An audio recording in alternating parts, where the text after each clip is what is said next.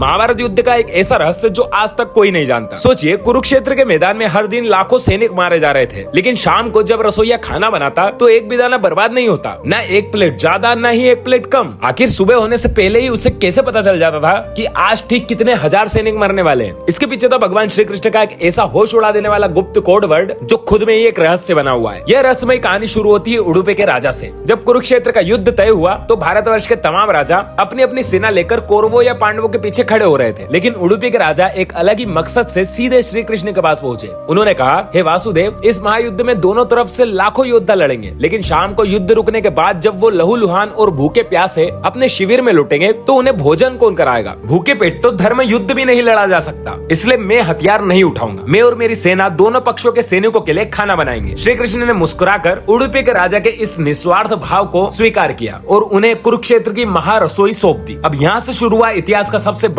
Management mystery game. यह युद्ध पूरे 18 दिन तक चला। हर दिन मरने वाले सैनिकों की संख्या लाखों में थी। आज की सेना कितनी बचेगी और कल कितने लोग मैदान में उतरेंगे, इसका कोई फिक्स अंदाजा नहीं था। हैरान करने वाली बात तो ये थी कि इन 18 दिनों में एक भी दिन खाना ना तो कम पड़ा और ना ही एक भी दाना फेंकना पड़ा। पांडव इस बात से पूरी तरह हैरान थे कि आखिर इस राजा को हर दिन का ऐसा सटीक आंकड़ा कैसे मिल जाता है। क्या रसोई में कोई चमत्कारी शक्ति थी या पांडवों के खेमे में कोई ऐसा गुप्तचर था जो लाशों को गिनता था? जब युद्ध खत्म हुआ तो पांडवों की जीत हुई। तब महाराज युधिष्ठिर से रहा नहीं गया। उन्होंने उडुपी के राजा को बुलाया और पूछा, राजन, इस महायुद्ध में बड़े बड़े योद्धाओं की रणनीतियां फेल हो गई, लेकिन आपकी रसोई की नीति कभी फेल नहीं हुई। इस चमत्कार का रहस्य क्या है? तब उडुपी के राजा मुस्कुराते हुए कहते हैं, राजन, ये मेरा कोई चमत्कार नहीं है, बल्कि ये सब द्वारकाधीश श्री कृष्ण की लीला है। हर रात जब भगवान श्री कृष्ण युद्ध के बाद अपने शिविर में विश्राम के लिए जाते थे तो मैं उनके सामने खाने के लिए कुछ उबली हुई मूंगफलियां रखता था। कृष्ण बड़े चाव से उन्हें खाते थे। उनके जाने के बाद मैं कटोरी में बची हुई मूंगफलियां को गिनता था। अगर कृष्ण ने कटोरी से ठीक 10 मूंगफलियां खाई तो मैं समझ जाता था कि कल युद्ध के मैदान में 10,000 सैनिक मारे जाएंगे। अगर वो 50 मूंगफलियां खाते तो अगले दिन 50,000 सैनिक मृत्यु को प्राप्त होते थे। इसी गुप्त इशारे को समझकर मैं अगली सुबह उतने हजार सैनिकों का खाना कम बनाता था। यानी खुद ब्रह्मांड के नायक हर रात उडुपी के राजा को चुपके से बताते थे कि कल कौन कौन काल के गाल में समाने वाला है। अन्न के